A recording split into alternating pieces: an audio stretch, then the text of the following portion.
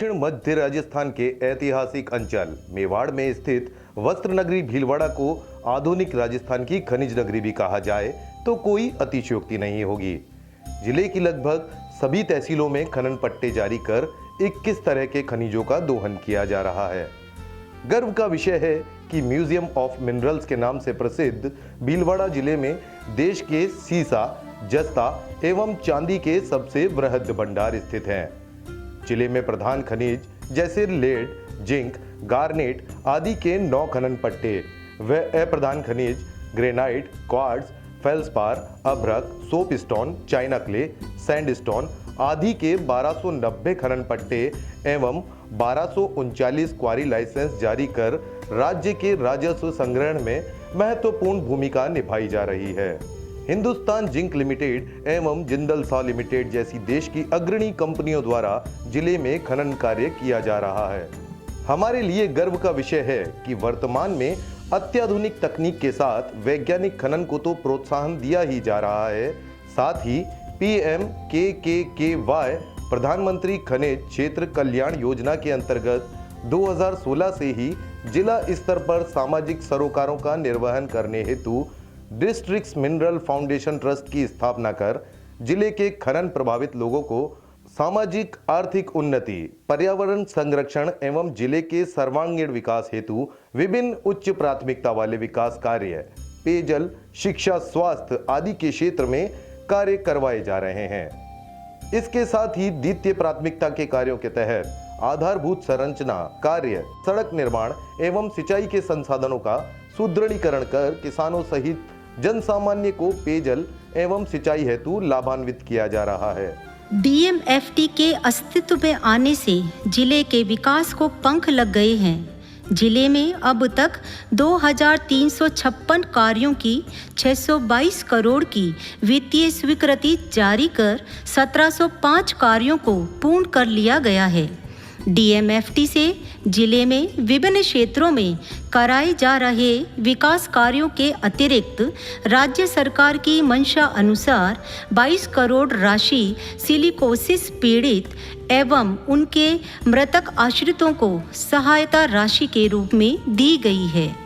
भारत सरकार के निर्देशानुसार 12 करोड़ रुपये का उपयोग कोरोना महामारी के प्रबंधन में किया गया है। विकास कार्यों के चयन हेतु जनप्रतिनिधियों से प्रस्ताव प्राप्त कर संबंधित विभाग से परीक्षण उपरांत प्रासंगिकता का निर्धारण करके कार्य की प्रशासनिक एवं वित्तीय स्वीकृति जारी कर संबंधित विभाग से कार्य करवाया जाता है एवं कार्य की गुणवत्ता संबंधी 100% जांच NABL से संबद्ध लैब एवं रैंडम जांच संबंधित उपखंड अधिकारी की अध्यक्षता में गठित उपखंड स्तरीय समिति से कराई जाती है। DMFT से संबंधित कार्यों की प्रभावी मॉनिटरिंग एवं पारदर्शिता सुनिश्चित करने हेतु MIS पोर्टल जिला स्तर पर तैयार कर DMFT द्वारा कराए जा रहे समस्त विकास कार्यों संबंधी डाटा पोर्टल पर अपलोड करने का कार्य प्रक्रियाधीन है।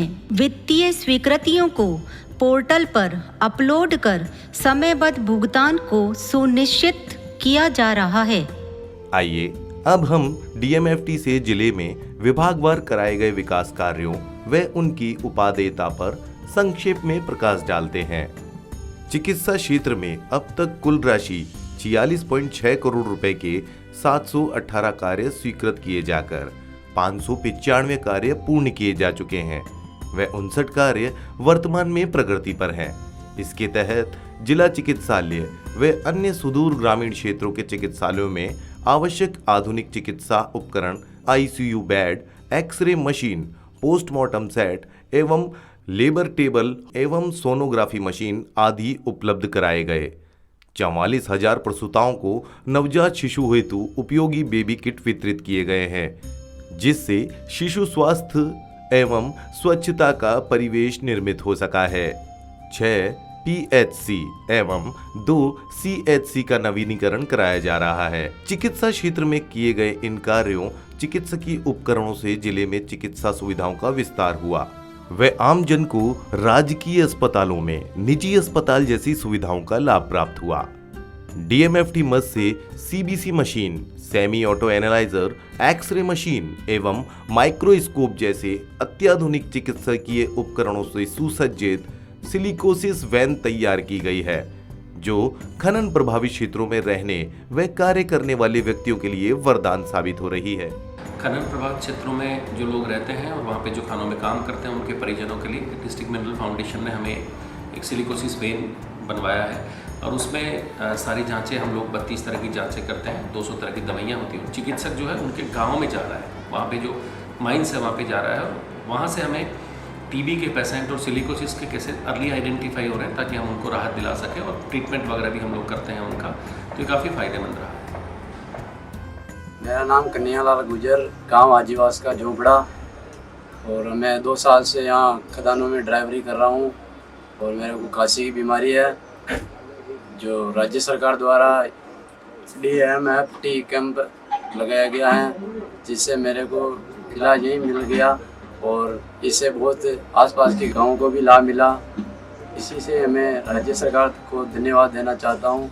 शिविर आयोजित कर वैन के माध्यम से सिलिकोसिस रोगियों की ऑन स्पॉट स्पुटन, यूरिन, ब्लड एवं एक्सरे जैसी जांच कर प्राप्त लक्षणों के अनुरूप उपचार भी दिए जा रहे हैं। साथ ही खनन कार्यों में रखी जाने वाली सावधानियों के प्रति जागरूक भी किया जा रहा है।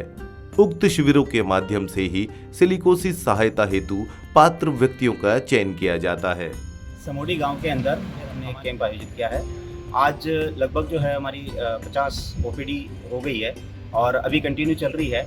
और जो सिलिकोसिस वेन जो है आप लोग की जो पीछे दिखाई दे रही है, ये हम लोग जो है इसको हर महीने जो है माइनिंग एरिया है वहाँ पे हम सिलिकोसिस पेशेंट के सर्च के लिए जो है हम टेस्ट के लिए जो है ये कैंप लगाते हैं। शिविर लगा है, ये DMFT के माध्यम से लगा है। DMFT के माध्यम से लगभग 67 करोड़ की विकास कार्य शिक्षा के क्षेत्र में किए गए हैं। इस राशि से जिले के 449 सरकारी स्कूलों में 174 ICT लैब, 89 लाइब्रेरी निर्माण, स्मार्ट क्लास, 117 साइंस लैब, विद्यालय की मरम्मत, बाउंड्री वॉल, शौचालय निर्माण, पेयजल, किचन शेड, बालिकाओं के लिए अलग से टॉयलेट निर्माण आदि कार्य कर भीलवाड़ा DMFT गुणवत्तापूर्ण शिक्षा के क्षेत्र में अग्रणी है। उक्त अधोसंरचना के विकास ने ग्रामीण क्षेत्र के छात्र छात्राओं को शहरी सुविधाओं जैसा अनुभव करा। शिक्षा के स्तर में वृद्धि, छात्राओं के पंजीयन को बढ़ाने एवं ड्रॉप आउट दर को कम कर कोरोना जैसी महामारी में ग्रामीण क्षेत्र के बालक तथा बालिकाओं को ऑनलाइन शिक्षा की प्राप्ति में महत्वपूर्ण भूमिका निभाई है। नाम सरोज कुमारी है। मैं प्रधानाचार्य राजकीय उच्च माध्यमिक विद्यालय कानिया में पदस्थापित हूँ। DMFT फंड से हमारे कमरे बन गए हैं। बनने के बाद हमें काफ़ी सुविधाएं हो गई है, इसलिए मैं राज्य सरकार का इन कमरे बनाने के लिए बहुत बहुत धन्यवाद करती हूँ। मेरा नाम आरती वैष्णव है। मैं राजकीय उच्च माध्यमिक विद्यालय बारिश में पढ़ती हूँ। पहले मैं धूप में बैठा पड़ता ना छाँव थी और बरसात के मौसम में पानी आ जाने के कारण से मैं जल्दी छुट्टी दी जाती थी। फिर यहाँ पे 7 कमरे बने, इससे हमारे स्कूल में बहुत सुविधा बनी है, इससे हम उनका धन्यवाद करते हैं। नवनिर्मित सुविधाओं के विकास का परिणाम ही है कि विद्यार्थियों का नामांकन 1,17,000 से बढ़कर 1,23,000 हो गया है। इस प्रकार नामांकन में लगभग 6,000 विद्यार्थियों की अभिवृद्धि हुई है। आज से कुछ सालों पहले की बात करें तो ग्रामीण क्षेत्रों के बच्चों को स्कूली शिक्षा प्राप्त करने के लिए गांव से बाहर आना जाना पड़ता था, लेकिन समय के साथ ग्रामीण क्षेत्रों में स्कूलों का विकास होने से गांव के बच्चे अपने क्षेत्र में ही गुणवत्तापूर्ण शिक्षा प्राप्त कर रहे हैं। राज्य सरकार की मंशा अनुसार स्वच्छ पेयजल की उपलब्धता सुनिश्चित करने एवं आमजन के स्वास्थ्य उन्नयन हेतु 74.4 करोड़ का उपयोग कर खनिज प्रभावित व दूरस्थ ग्रामीण क्षेत्रों में सोलर पनघट व ओवरहेड वाटर टैंक में पाइपलाइन निर्माण कर पेयजल तंत्र का निर्माण किया गया है। मैं विंदरपाल सिंह, ग्राम मंडिया। हमारे गांव में पहले पानी की बहुत समस्या थी। सोलर पैनल लगाया गया है, वो अच्छी तरह से काम कर रहा है और हमारे गांव की महिलाओं को पेयजल की समस्या से निजात मिला है। इसके लिए राज्य सरकार को बहुत बहुत धन्यवाद। दूर दराज के ग्रामीण क्षेत्रों में विद्युत की कमी एवं पर्यावरण संरक्षण को ध्यान में रख नवीनीकृत ऊर्जा संसाधनों का उपयोग कर सौर ऊर्जा चलित नलकूप एवं पनघटों का निर्माण कर पेयजल उपलब्ध कराया जा रहा है। अब तक जिले में 212 सोलर पनघटों का निर्माण किया जा चुका है। साथ ही स्वच्छ पेयजल की कमी से जूझ रहे विभिन्न ग्रामीण क्षेत्रों में 17 ओवरहेड टैंक का निर्माण कर 253 कार्यों के तहत 6.75 लाख मीटर पाइपलाइन डाल 452 गांवों में राज्य सरकार की घर घर नल की अवधारणा को साकार किया जा रहा है। डीएमएफटी के द्वारा किए गए कार्यों की सराहना करता हूं। डीएमएफटी के द्वारा हमारे यहाँ पीएचडी के तहत जो काम किए गए, बड़ी बड़ी टंकियाँ बनी हैं, पाइपलाइनें चेंज हुई है, पुरानी पाइपलाइनों की खस्ता हालत थी उनको चेंज किया। डीएमएफटी से काफ़ी लोगों को फ़ायदा मिला है। सरकारी नीतियों के अनुरूप खनिज प्रभावित क्षेत्रों में स्वच्छ पेयजल जैसी आधारभूत सुविधाओं का विस्तार करने में डीएमएफटी फंड का प्रभावी तरीके से उपयोग किया जा रहा है। आधारभूत ढांचा विकास के अंतर्गत सार्वजनिक निर्माण विभाग के माध्यम से अब तक 277.77 किलोमीटर लंबी सड़कों एवं 19 सूक्ष्म एवं वृहत स्तर के क्रॉस ड्रेनेज कार्यों के निर्माण को पूर्ण करने के साथ ही ग्रामीण क्षेत्रों में जल निकासी प्रबंधन को सुदृढ़ करने के लिए 2 नालों का निर्माण तथा गुणवत्तापूर्ण उच्च शिक्षा तक सर्वसाधारण की पहुंच सुनिश्चित करने के लिए 2 महाविद्यालयों का निर्माण किया गया है। मैं लखन गहलोत, गंगापुर निवासी। मुझे इस बात को बताने में बहुत खुशी है कि गंगापुर में पहले जहाँ एक भी कॉलेज नहीं था, आज 2 कॉलेज बन रहे हैं। एक गवर्नमेंट बॉयज़ कॉलेज, एक गवर्नमेंट गर्ल्स कॉलेज। इससे यहाँ के लोकल स्टूडेंट्स को ये फ़ायदा होगा, एक तो बाहर नहीं जाना पड़ेगा उच्च शिक्षा के लिए, दूसरा उनका बहुत समय बचेगा, इससे स्टूडेंट को बहुत फ़ायदा होगा। इस प्रकार सड़कें, क्रॉस ड्रेनेज एवं नालों का निर्माण कर ग्रामीण अधोसंरचना के विकास में महत्वपूर्ण भूमिका अदा की गई है। फलतः आम जन की गांव से गांव एवं गांव से शहर तक पहुंच को सुगम बनाया है, जिससे शिक्षा एवं स्वास्थ्य सुविधाओं तक त्वरित पहुंच, खनन सामग्री एवं कृषिगत सामग्री को वांछित स्थानों पर पहुंचाने में योगदान देकर ग्रामीण जीवन स्तर को ऊंचा उठाने में सहायक सिद्ध हो रहा है। जल संसाधन विभाग के अंतर्गत बजट आवंटन कर 5 बांधों एवं नहरों का जीर्णोद्धार, 2 एनीकटों की मरम्मत एवं 4 फीडरों जिनकी लंबाई 23.4 किलोमीटर है के नवीनीकरण संबंधी कार्य किए गए हैं, जो ग्रामीण क्षेत्रों में सिंचाई की सुविधा को बढ़ाकर कृषि पैदावार में वृद्धि कर रोजगार सृजन एवं सामाजिक समृद्धि को बढ़ा रहे हैं।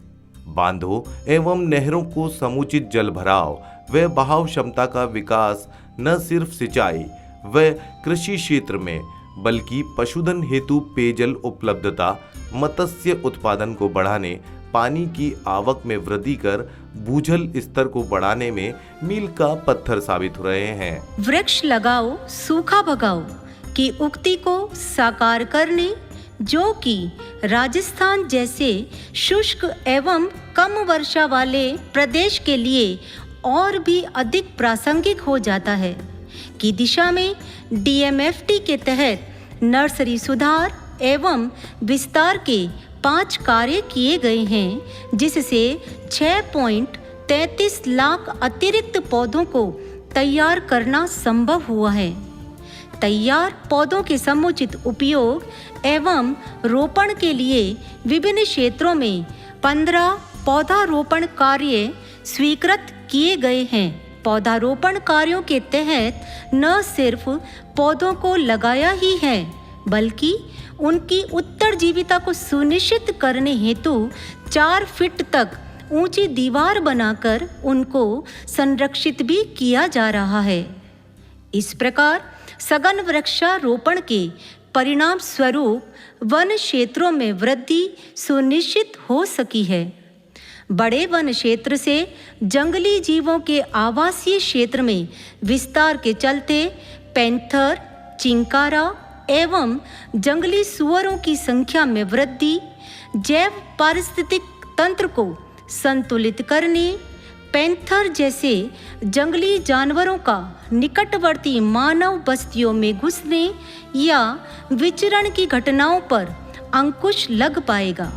जिले के प्राकृतिक पर्यटन स्थल जैसे मैनाल आदि में दीर्घकाल तक प्राकृतिक सौंदर्य को बनाए रखने में उपयोगी साबित हो रहा है।